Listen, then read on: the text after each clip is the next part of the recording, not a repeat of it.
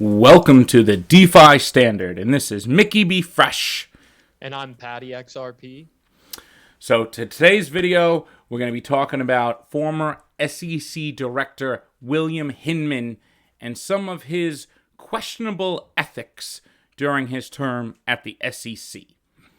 So let's go over here to the Twitter, and we are going to read some of the descriptions that are described in an article that recently just came out. It's called The Cautionary Tale of William Hinman. So Hinman left one of the nation's top tech law firms in 2017 to take the helm at the Securities Exchange Commissions for corporate finance. Now, before I get deeper into this, I just want to remind everyone, this is the SEC director who came out and said that Bitcoin and Ethereum are not securities, but failed to say anything about XRP. And now here, we're going to see why there's a conflict of interest and why he did that.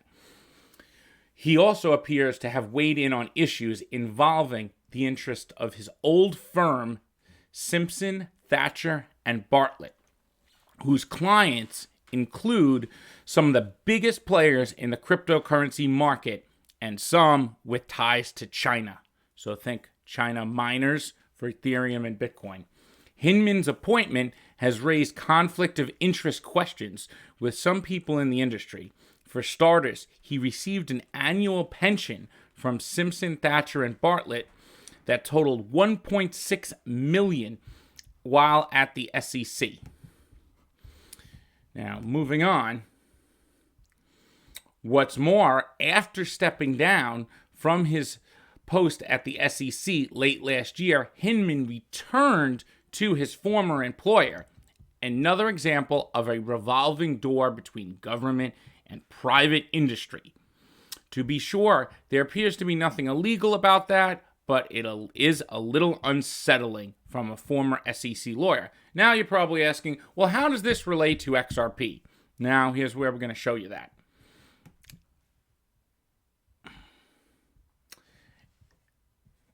The global race for crypto dominance. So to appreciate why this matters, it's critical first to understand the global race for crypto dominance. While Bitcoin's market value topped $1 trillion, a plethora of other digital currencies are competing in the marketplace as well. China recently rolled out its digital yuan. The Federal Reserve is exploring its digital currency. And China clearly leading in Bitcoin mining hardware production. Roughly 2/3 of Bitcoin mining is taking place in China, which means China has twice as much the capacity to mine new Bitcoins as the rest of the world combined. This year, approximately 328,000 Bitcoins were mined in China, as there are over 60 cryptocurrencies worth in excess of $1 billion. All right, so now we're going to move on how this relates to XRP. And here. So Hinman played a significant role in establishing regulations for digital currencies while at the SEC.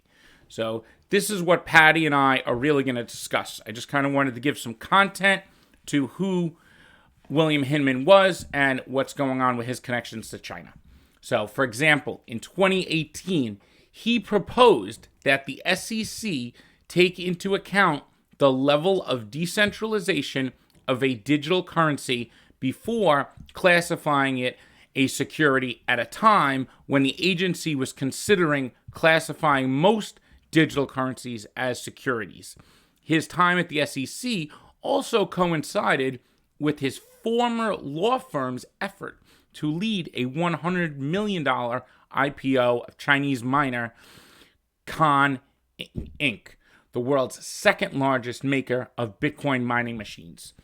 So now, here's where it comes into with XRP.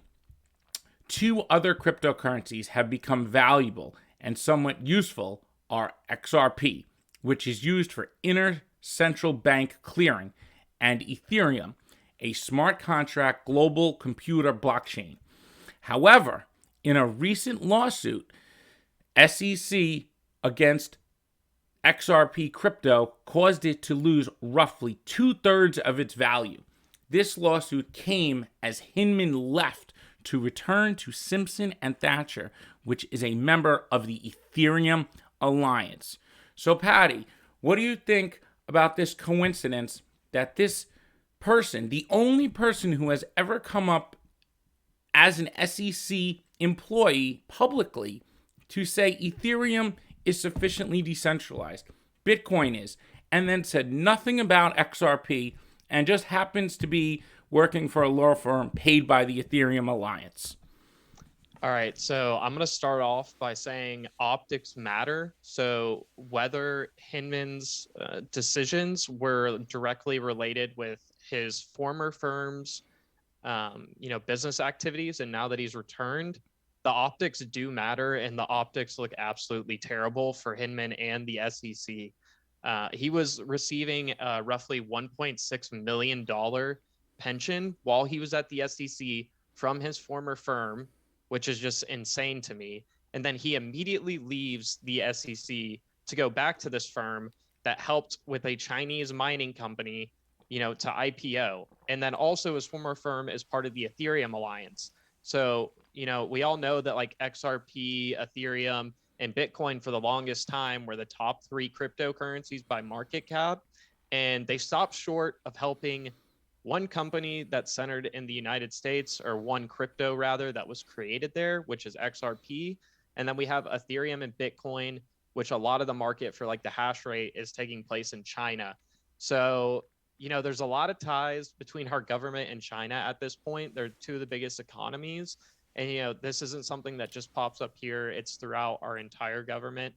And what I really want to, get to is the fact that we don't have any kind of laws that prevent this from happening. So, in the movie The Big Short, there's a scene where one of the younger guys with the Brownfield Fund basically is shocked that you can just move between the regulatory firms and, a bank or somebody that's participating in financial activities. There's no conflict of interest laws or anything like that. So, I mean, that's a big problem. And then, just the fact of all these connections. So whether it was done on purpose or not, it looks terrible and it shouldn't be allowed. Also, the SEC claims that they're trying to, help investors, help the small guy like us, pretty much, which is a total farce in this situation. And they claim to be doing that. It's just not true. Not at all. You can ask anybody in the community. Nobody agrees with that. We all use XRP. Like, we want to see it grow. We don't, it's totally devoid from reality with like the common people out there. And so the SEC, with what they did, they dropped this lawsuit in December, right before Christmas. And then we have Hinman, Clayton, who also has China ties, as well as ties with Goldman Sachs and other firms, that have a really strong hold on the financial system currently. And then the other one that left is Berger. And we also know that only 3 of the 5 SEC commissioners voted to pursue this lawsuit against Ripple. So this whole thing just absolutely stinks. And then we see with Jeremy Hogan recently giving some analysis on the most recent, court meeting with the judge, where the SEC said the only illegal buying and selling of XRP is from either Ripple, Garlinghouse, or Larson, which in a sense means that exchanges aren't liable for selling XRP as a security. Which, why did they not make that clear at the beginning of the case when they had already received warnings from like a former chairman of the SEC and others that are, big in regulate, like the regulatory landscape for the US? They didn't say anything before that. They literally let 2/3 of XRP's value get wiped out.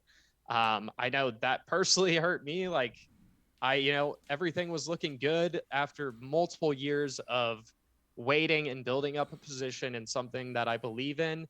And then it's just wiped away with this just utterly corrupt lawsuit. It's a lot to handle, and we'll get fired up every now and then. But it's just, the entire thing is a farce on its face. And like Mickey, I know that you've had you've been personally affected, and there's Yes. many other people mentally and financially that we've heard about. And it's just disgusting that they'll act like they're doing this to help the investors when they're clearly not. It's clearly, big players making moves behind the scenes that none of us are privy to. Exactly. And now this William Hinman did not define exactly what decentralization is. He said he sees it like Bitcoin and Ethereum are decentralized. But after that, the SEC did not put out actual guidelines to define what is decentralized. And now the XRP ledger is even more decentralized when it comes down to validating transactions than Ethereum and then Bitcoin is. But his ties to the Ethereum Alliance are going to dig up skeletons in the closet of the SEC. And now, like you said, Patty, with the FOIA requests that Ripple has is trying to obtain, I'm sure there's going to be other skeletons and ties. So why did this guy have the right to come out and just say, oh, Ethereum's not a security? Meanwhile, his law firm is getting paid by the Ethereum Alliance. So there's a clear conflict of interest here. Yeah, and I'll add on to the point that you're making about what was it?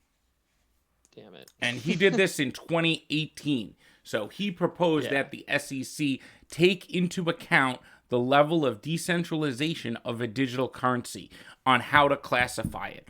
So what defines what the decentralization is? Is it the supply that they own? Is it the amount of nodes? Is it the amount of validators? I mean, what makes it decentralized?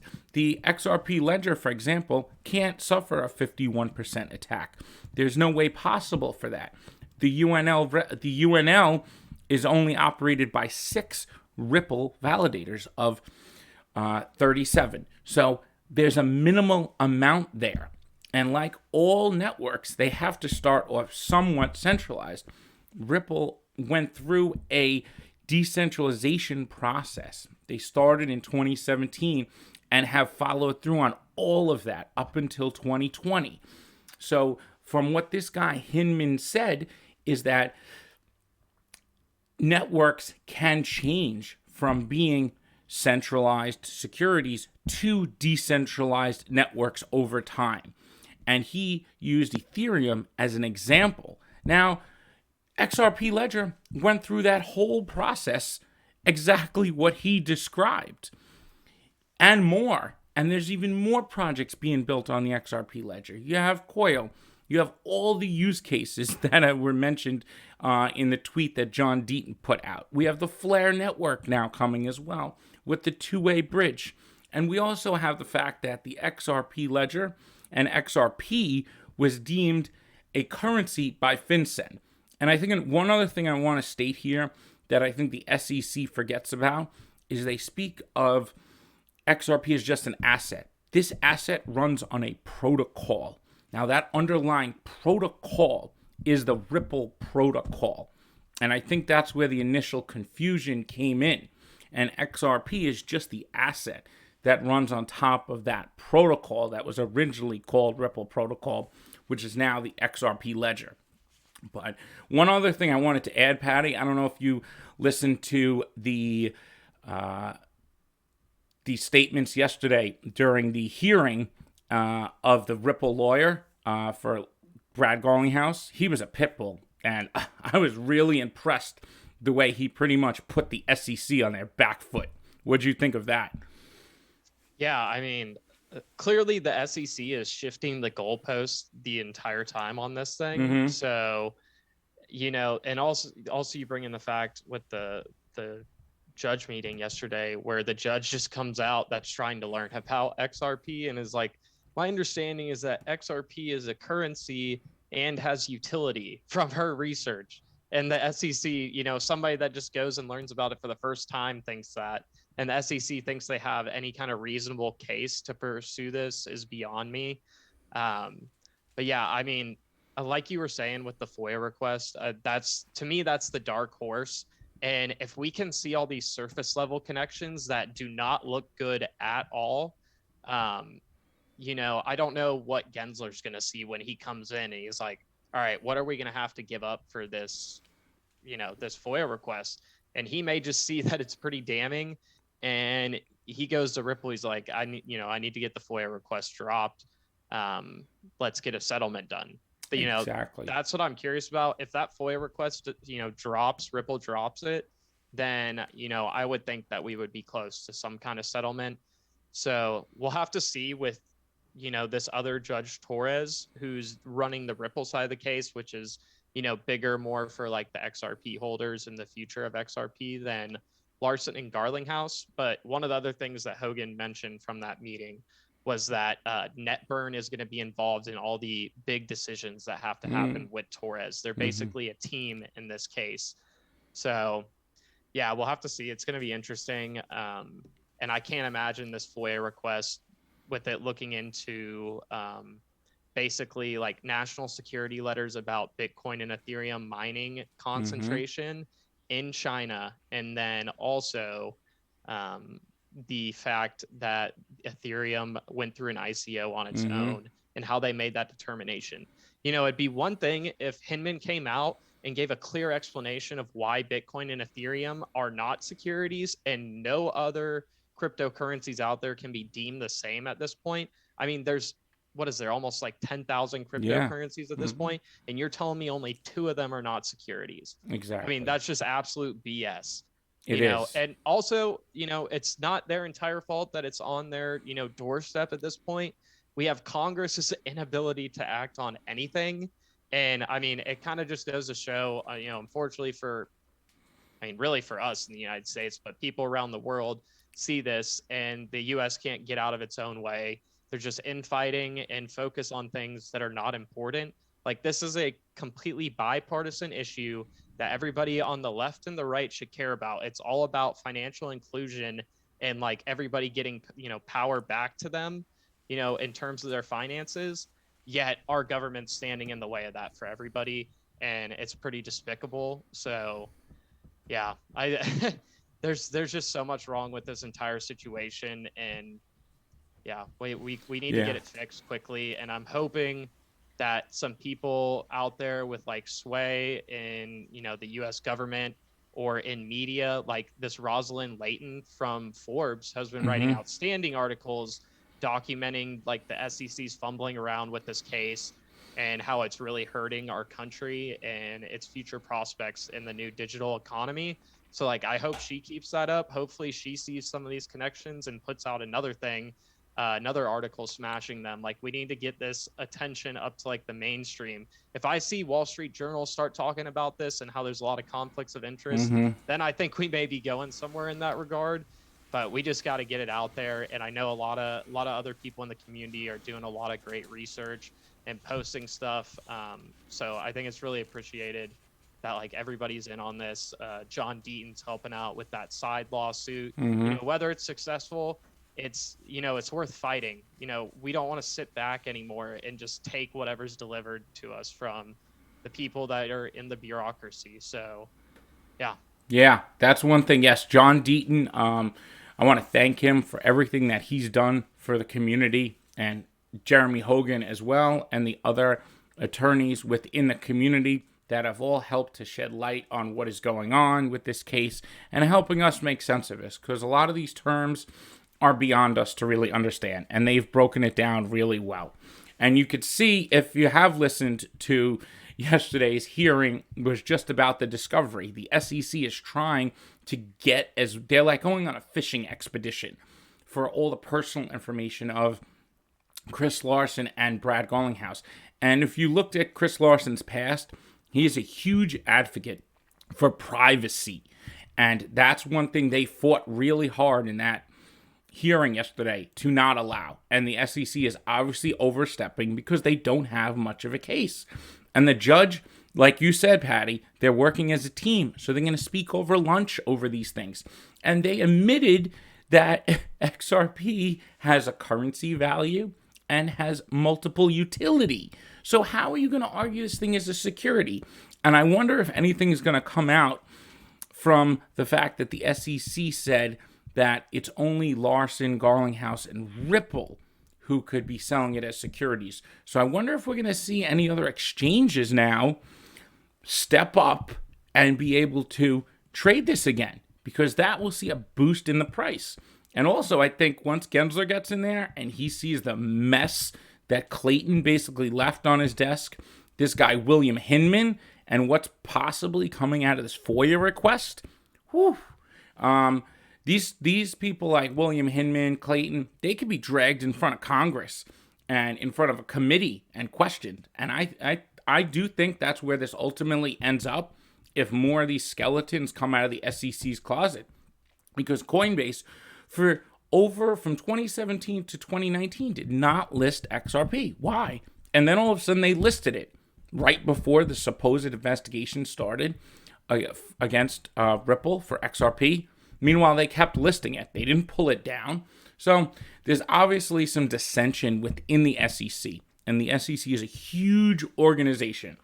So before we let you go today, Patty, I just wanted to talk about one thing that we heard from Flare Networks, which was that possibly that Cardano could be added. And I want to bring up here this about the Flare time series Oracle, if you want to go through that.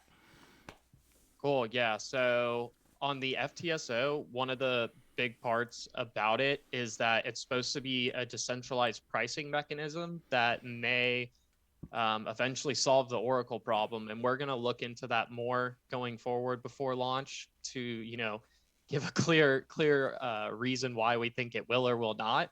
But it's looking like it's possible at this point. There's certain oracles out there that have gotten big, like Chainlink. Everybody knows the run that coin's had in banned, but they have more of a centralized approach because they used a small group of trusted parties to deliver their signals.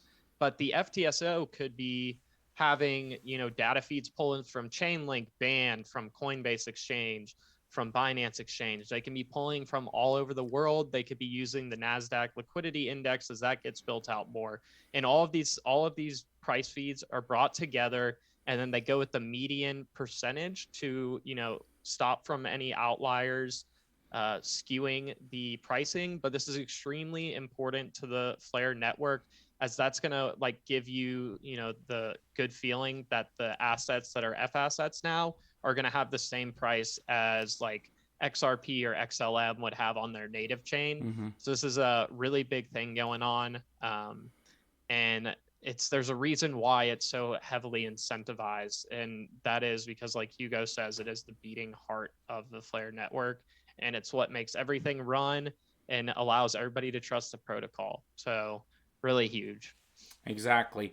And the FTSO is the beating heart. And this, I believe it's going to solve the Oracle problem, because it is the opposite method of the way Chainlink does their system. The Flare Time series Oracle rewards for accurate price feeds instead of just uses stake to trust those entities because they put up stake. And even Vitalik Buterin has said that that is a centralized method when you put up stake to trust those entities for price feeds. And price feeds are the single most important factor because it deals with money.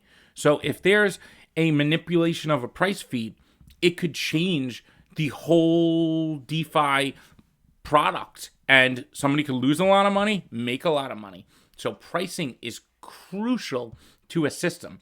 And what's important, I think, well, not I think, but that's a fact, is that at the core of Flare Network is this time series Oracle system with a network of signal providers who provide decentralized, accurate price feeds. So any application built on Flare can utilize these price feeds.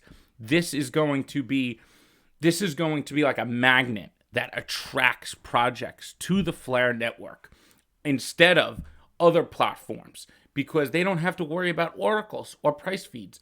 They're already built into the network at the lowest protocol layer. So that's something that Flare has an advantage over Ethereum, Polkadot, and other smart contract networks. Also, check out Flare Network's Twitter feed.